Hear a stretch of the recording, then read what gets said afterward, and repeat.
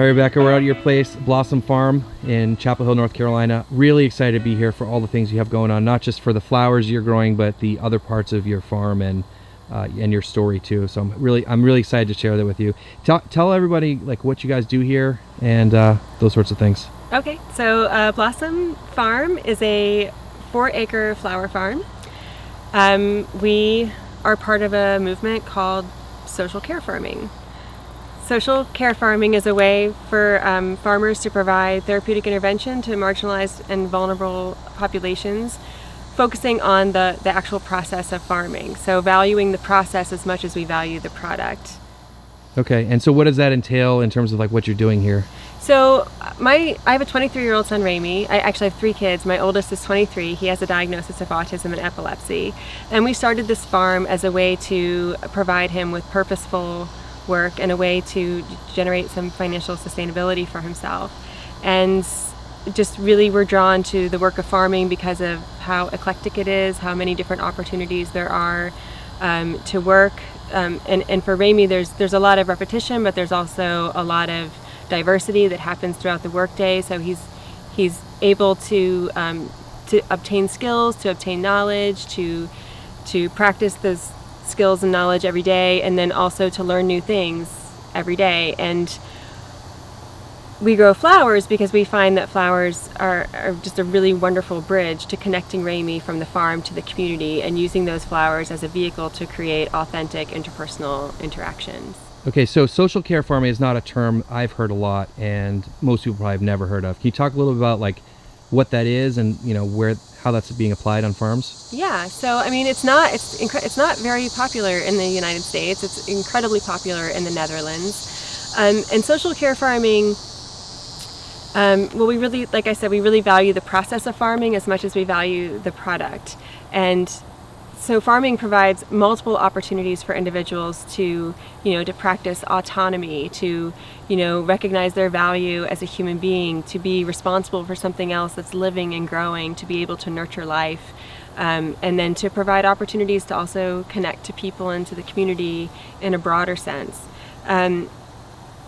Social care farming is it addresses the social determinants of health, which are identified as the environments in which people grow, live, work, and age.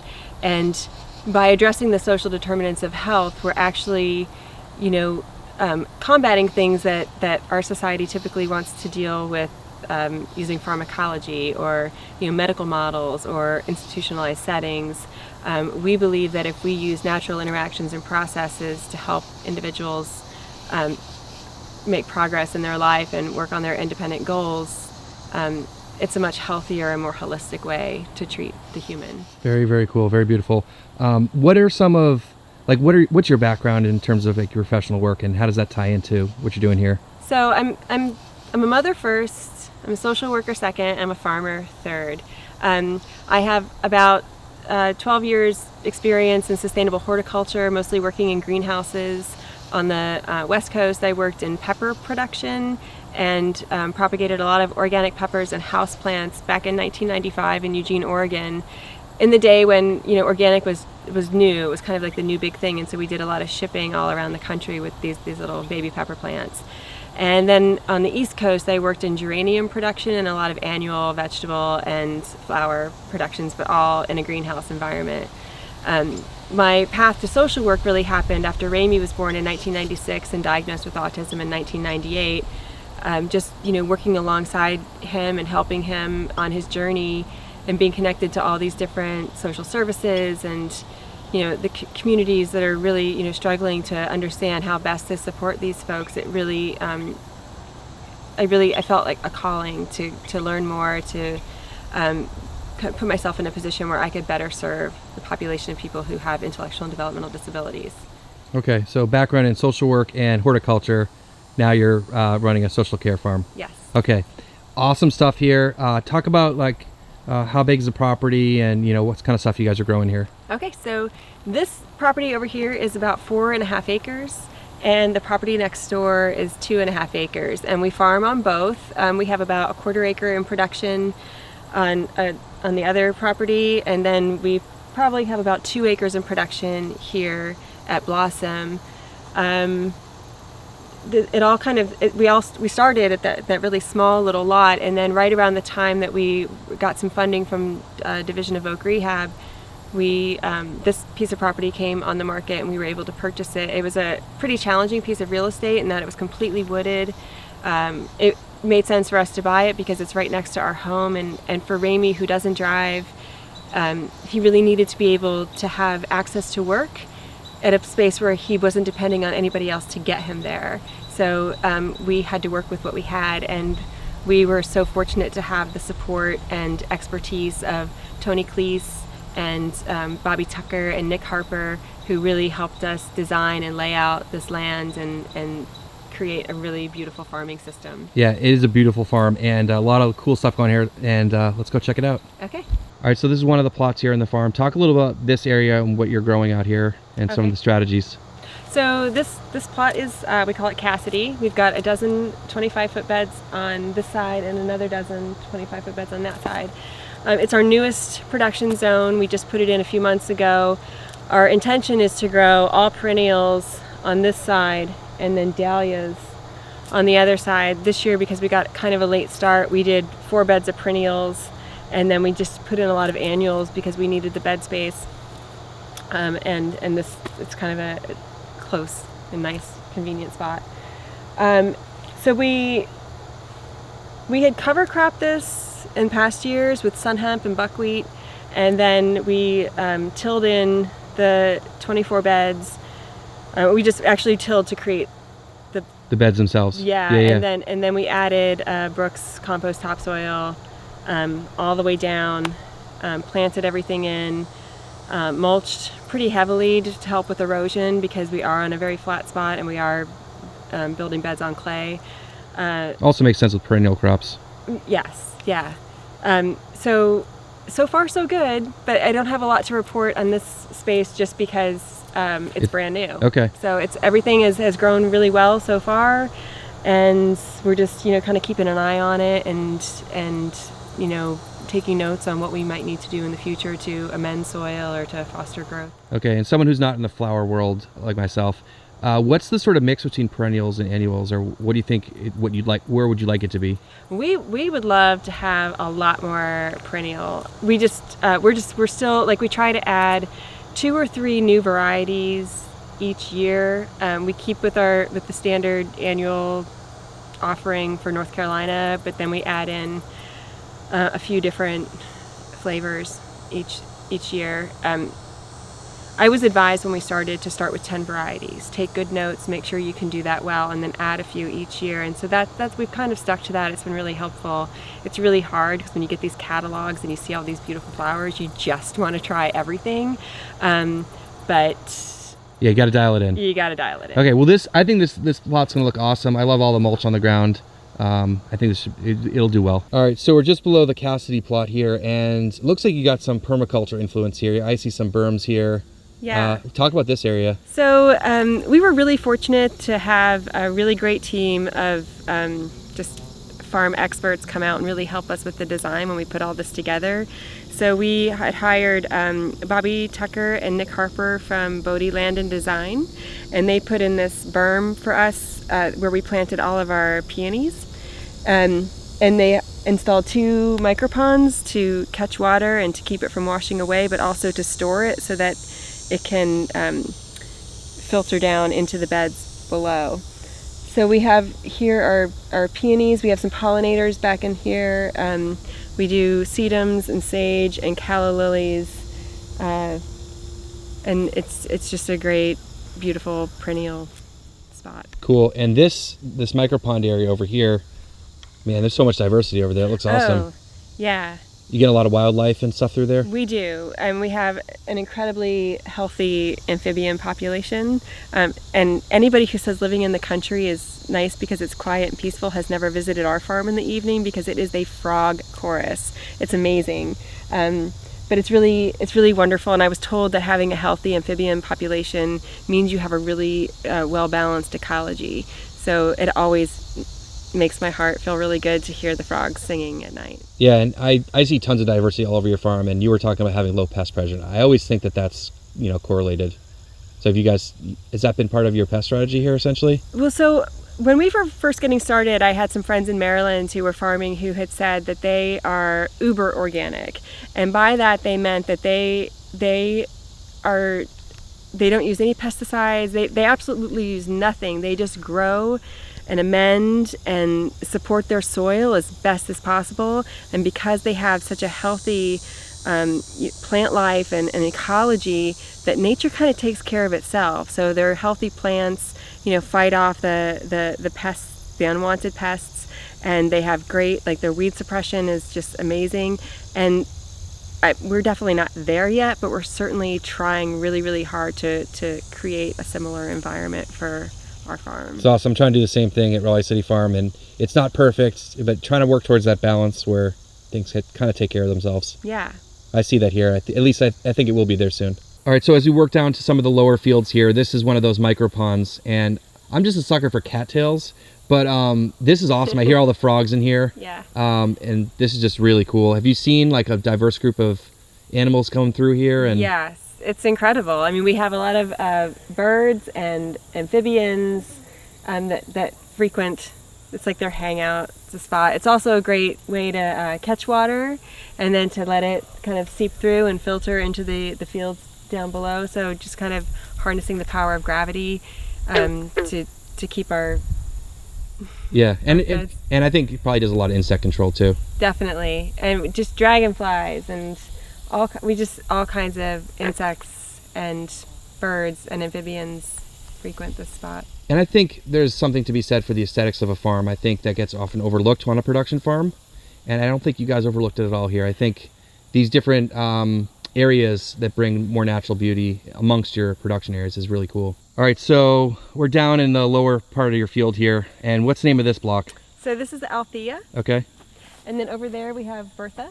Okay, so I'm getting a trend here. What's the story here? I obviously know what it is, but... So my husband and I are just avid Grateful Dead fans. We followed from 1990 on until Jerry died. So kind of homage to our favorite musicians is how we named our production zones for our farm. So we have Althea, Bertha, Cassidy, and Jerry. Unfortunately, the first garden that we started at, we kept calling it the original garden, the Og, and we just haven't been able to move away from that, so that has stuck. Okay, so what's going on in Althea here? So in Althea, this is where we rotate a lot of our annuals through late spring and summer. We cover it in the fall with usually Austrian winter pea and oats. Yeah, I believe. Yeah. So what we have going on here is sunflower beds. We've got some asters. We've got zinnias. We have varieties of celosia and ornamental grasses. And what are we standing in front of right here? And so right here, this is when I talk about how we try a new variety or several new varieties every year. Our summer variety that we're trying is red foliated cotton, and it is just gorgeous. It's doing so well. This is definitely a keeper. We're going to keep doing this. Part of the reason why we were inspired to grow it is because we recently started collaborating with Bright Black Candle, and we do. So there's discovery sets as gifts to our CSA members, and we're hoping to commission a Blawesome scent in 2021. But they have a really wonderful candle that they've titled Durham, and it features scents of whiskey, tobacco, and cotton.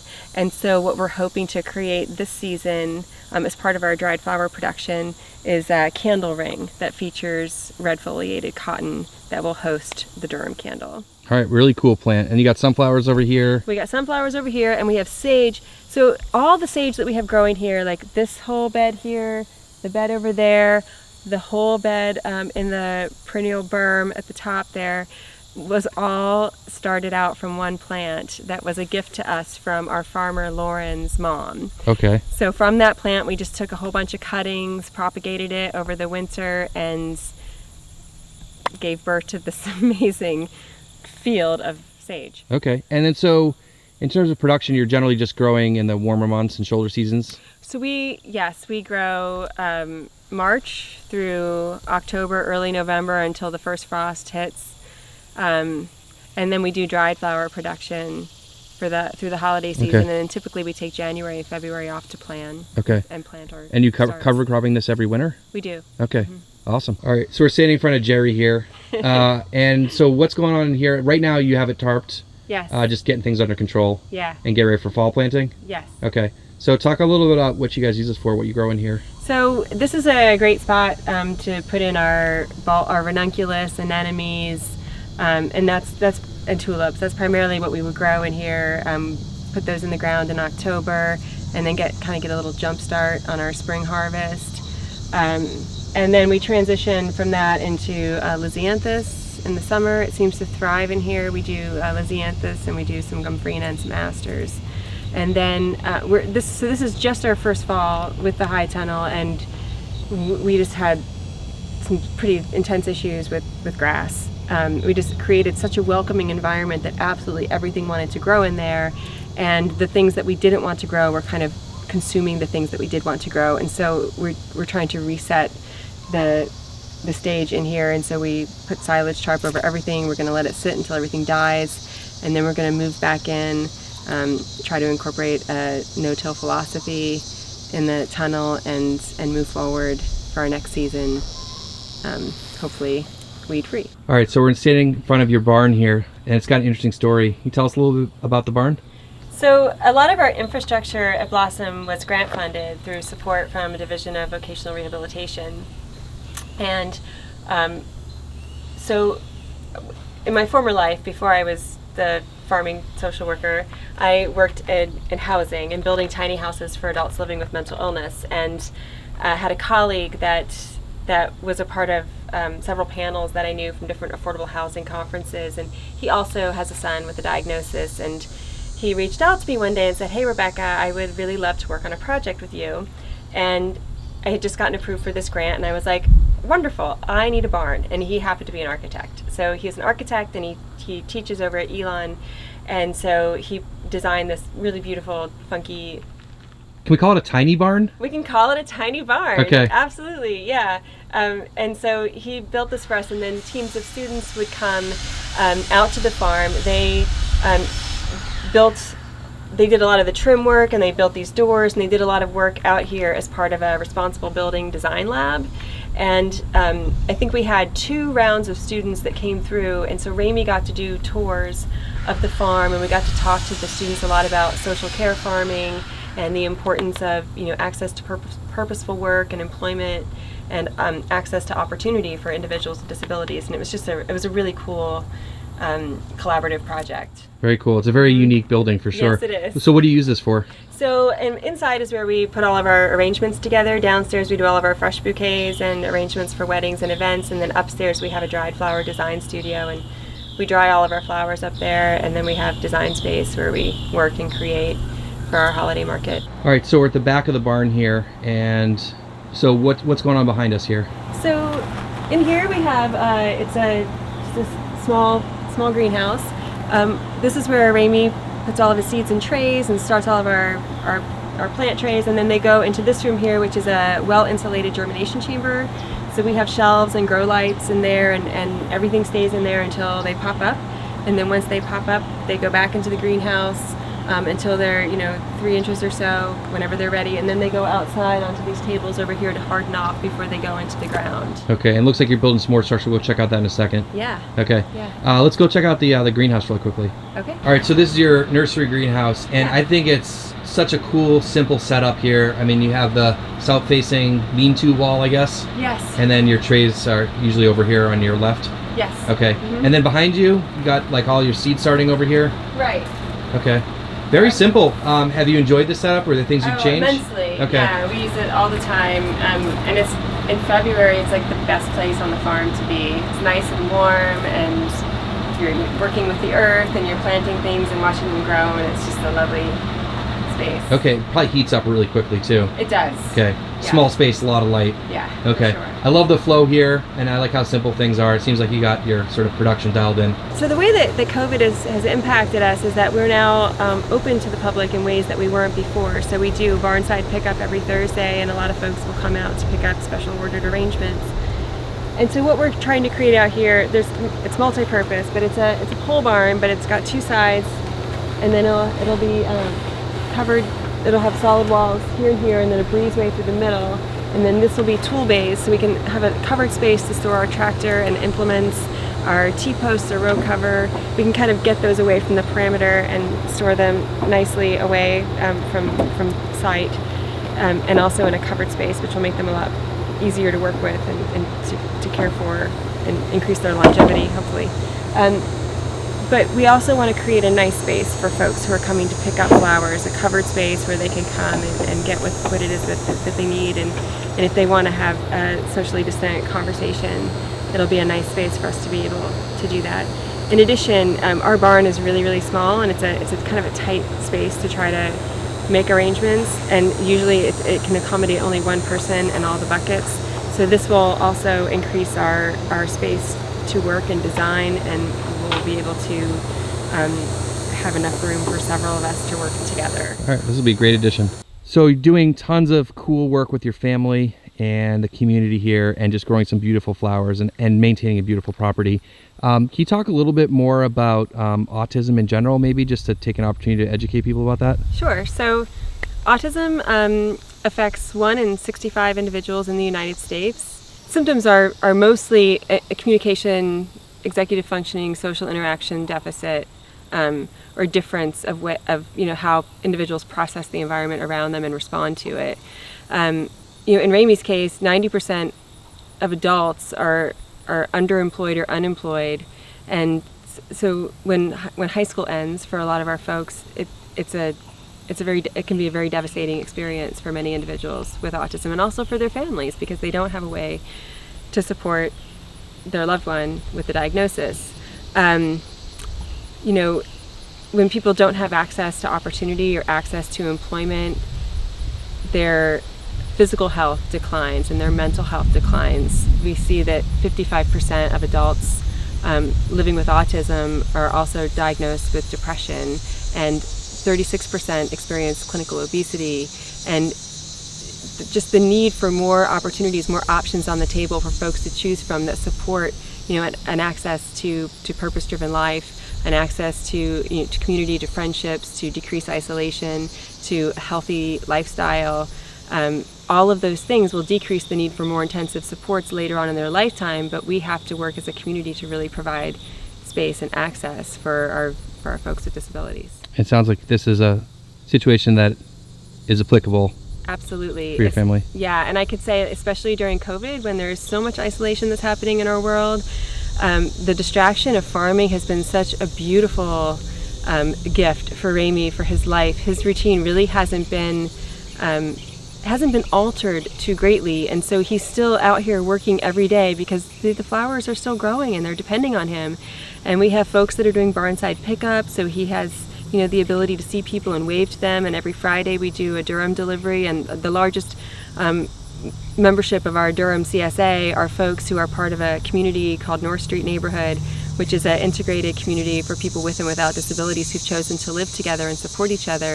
And so he does deliveries to that neighborhood every Friday, and so he gets to see his friends and wave to his friends, even if it's from the sidewalk to their front porch. But it's still, he's still very connected to the community through his work of farming. That's awesome. I think that he gets the purpose-driven life with the actual production on the farm and the chores here, with that social interaction and relationships that he builds with the community. That's really special. Yeah, it is. All right, so how can people, if they're looking for information about social care farming or about Blawesome Farm, what are some resources? So definitely visit our website at beautifulblawsome.com. You can follow us on Instagram. You can find us on Facebook. We also sell at the Farm Belly Market. We sell at a Breakaway Cafe Saturday Market, and we sell through Triangle Urban Farm. So put your orders in through there, or you can find us directly online and put your order in online. We would love to work with you. Awesome. I'll put links down below for all that stuff. Great. Thanks, Rebecca. Thank you.